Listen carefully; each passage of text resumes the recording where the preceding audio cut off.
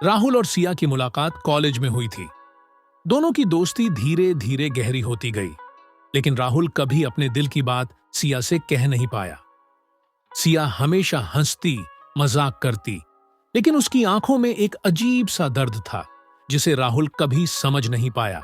एक दिन सिया अचानक बिना बताए शहर छोड़कर चली गई। राहुल ने बहुत कोशिश की, लेकिन उसका कोई पता नहीं चला।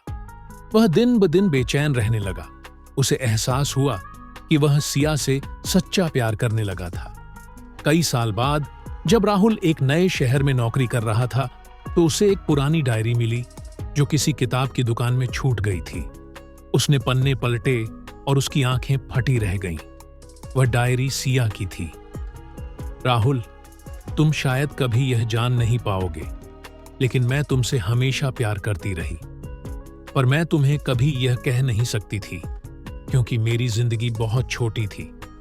मैं एक ऐसी बीमारी से जूझ रही थी जिसका कोई इलाज नहीं था। मैं नहीं चाहती थी कि तुम्हें मेरी तकलीफों का बोझ उठाना पड़े, इसलिए बिना बताए चली गई।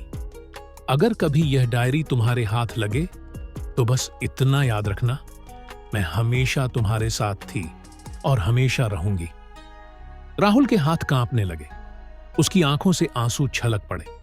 उसे समझ आया कि सच्चा प्यार कभी पास हो या ना हो, लेकिन वह हमेशा दिल में जिंदा रहता है।